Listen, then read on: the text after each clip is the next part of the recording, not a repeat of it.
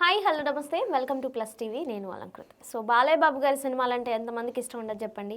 అలాగే ఇటు పొలిటికల్గా చూసుకున్నా కానీ వాళ్ళ అపోనెంట్ పార్టీ ఏదైతే ఉందో వాళ్ళకి సంబంధించిన డైలాగులు ఆల్రెడీ మనకి ట్రైలర్లో టీజర్లో అక్కడక్కడ వదులుతుంటారు. సినిమా మొత్తం చూస్తే ఇంకేమైనా ఉందా, దానికి సంబంధించింది ఇంకేమైనా ఉందా అని చెప్పేసి చాలామంది మాట్లాడుకుంటారు. అఖండాలో అపోజిట్ ఎవరైతే ఉన్నారో వాళ్ళకి సంబంధించిన ఏమైనా లింకులు కానీ డైలాగులు కానీ వాళ్ళకి తగిలేటట్టు ఏమైనా ఉన్నాయా, అసలు ఏంటి అనేది తెలుసుకుందాం. Hi sir. హలో. సో జనరల్గా అంటే బాలయ్య బాబు గారు ఏది మాట్లాడినా అది ఆపోజిట్లో వాళ్ళకి అనుకుంటారా, లేదంటే నిజంగానే పెడతారా అర్థం కాదు ఇది. ఎందుకంటే సినిమా షూట్ ఎప్పుడో అవుతుంది, వీళ్ళు ఇప్పుడు అవుతుంది, కానీ సిచ్యువేషన్స్ ఇప్పుడు వస్తాయి. ఆ డైలాగులు ఇక్కడ వేసేసరికి ఇది కావాలనే చేసావు.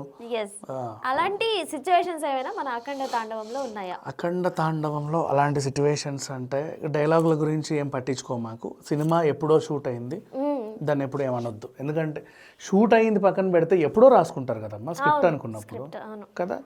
సో ఒక సన్నివేశం కొంతమంది సోషల్ మీడియాలో వైరల్ చేస్తా, ట్రోల్ చేస్తా, నవ్వుకునే వాళ్ళు నవ్వుకుంటా, ఫీల్ అయ్యే వాళ్ళు ఫీల్ అవుతా వస్తుంది. సినిమాలో ఉన్న ఎపిసోడ్ ఏంటంటే యాక్చువల్గా ఈ అమ్మాయి కొండర ప్రాంతంలో ఉంది. విలన్ల చేత బాధింపబడి ఉంటే బాలయ్య వచ్చి కాపాడాడు. అక్కడేమో కుంభమేళాలో మనుషులు చనిపోతున్నారు. వ్యాక్సిన్ ఈ అమ్మాయి దగ్గర ఉంది. ఈ అమ్మాయి వ్యాక్సిన్ తీసుకెళ్ళి ఎక్కడో చేరిస్తే ఆ ఫ్యాక్టరీ నుంచి వ్యాక్సిన్ గబగబా తయారై బయటకు వచ్చి వీళ్ళకి ఇంజెక్షన్స్ వేస్తే వాళ్ళందరూ బతకాలి. ఇది ఎపిసోడ్. ఆ టైంలో ఏంటంటే మేము ఇక్కడే ఉన్నాను, నేను సేఫ్గా ఉన్నాను అని చెప్పగానే ప్రధానమంత్రి పిఎంఓ నుంచి ఆ టీం నుంచి ఒక హెలికాప్టర్ని పంపించారు. అంత బాగానే ఉంది, ఓకే ఇంకా వీళ్ళు వెళ్తారు, వాళ్ళ బతికేస్తారు అనే టైంలో అప్పుడు సడన్గా ఆదిపిని శెట్టి లాంటి వాళ్ళు ఎంట్రీ ఇచ్చేసి ఆ విమానాన్ని పేల్చేస్తారు, హెలికాప్టర్ని. అయ్యో అనుకుంటాం. అది పేలినప్పుడు దానిపైన ఉన్న ఫ్యాన్ ఉంటుంది కదా, ఆ ఫ్యాన్ ఫస్ట్ కింద పడుద్ది, తర్వాత అటెటో ఎగురుద్ది, మళ్ళీ ఇటు వచ్చి లాస్ట్ బాలయ్య త్రిశూలం మీద పడుద్ది. ఓకే. ఆ ఫ్యాన్ని ఇట్లని పొడిచి ఏదో చేసి ఇసిరేస్తాడు ఎక్కడికో, అది అటుబడి చెత్త కుప్పలో పడిపోతుంది. సో దాన్ని వీళ్ళేమనుకున్నారంటే, ఓహో ఇది వైసీపీ ఫ్యాన్, బాలయ్య దాన్ని తిప్పి పగలగొట్టేసి చెత్త కుప్పలో పడేసాడు అని చెప్పేసి వీళ్ళు అలా అనుకుంటున్నారు. కానీ యాక్చువల్గా అక్కడ జరిగింది ఏంటంటే, ఆ హెలికాప్టర్ రెక్క కూడా అది ఒక ఆయుధం లాగా పనికొస్తుంది కదా. ఇప్పుడు ఇసిరితే ఏ విలన్ కన్నా తగలొచ్చు, అలా కూడా డిజైన్ చేసి ఉండొచ్చేమో. నాకైతే అలా అనిపించలే మరి. బట్ వీళ్ళు దాన్ని అంటే దాన్ని అంత ఇదిగా సూక్ష్మంగా ఎలా గమనించారో తెలియట్లా. బట్ అట్లా కొంతమంది హట్ అవుతున్నారు.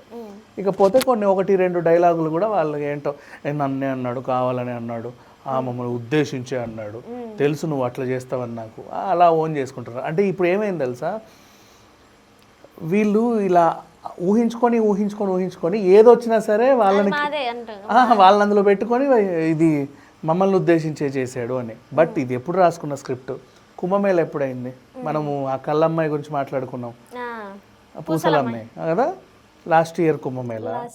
అంతకుముందు కుంభమేళ షూట్ విజువల్స్ కూడా వీళ్ళ దగ్గర ఉన్నాయి. అంటే అంతకుముందు ఎప్పుడో అనుకున్న స్క్రిప్ట్ ఇది కదా. ఈ మధ్య కాలంలో అయ్యే సిచ్యువేషన్స్కి ఎప్పుడో రాసుకున్న స్క్రిప్ట్కి లింకే ఉంటుంది. అంటే ఇంకేమైనా ఉన్నాయి అలాంటి సన్నివేశాలు, మాకే అన్న సన్నివేశాలు ఇందులో ఏమైనా కాకుండా? అట్లేం లేవు మా, అలా అనుకున్నారు. నేనైతే ఇది ఒకటే బాగా ట్రోల్ అవ్వడం చూసా. సినిమాలో అయితే అట్లేమంత లేదు. అక్కడ ఏంటి, ఆ టైంకి ఏమైనా వెళ్ళకుండా ఆపాలి, వాళ్ళకి వ్యాక్సిన్ అందొద్దు అనే టాస్క్లో విలన్ వచ్చాడు. విలన్కి హెల్ప్గా ఆదిపిని శెట్టి వచ్చాడు. అక్కడ రచ్చ జరిగింది.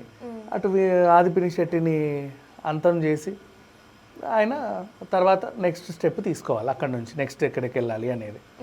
బట్ ఈలోపు వాళ్ళ ఆదిపిని శెట్టిని అయిపోయిన తర్వాత అటు పాపం ప్యారలల్గా వాళ్ళ అమ్మ చనిపోతుంది, ఈయన వెళ్ళి బస్మాన్ని నీళ్ళలో కలుపుతాడు. ఈలోపు పిఎంఓ ఆఫీస్ నుంచి వాళ్ళే వస్తారు వ్యాక్సిన్ అని. ఇట్స్ ఓకే, అలా కూల్గా అయిపోయింది. బట్ దాన్ని అంత పట్టించుకోవాల్సిన అవసరం అయితే లేదు. Okay sir, thank you.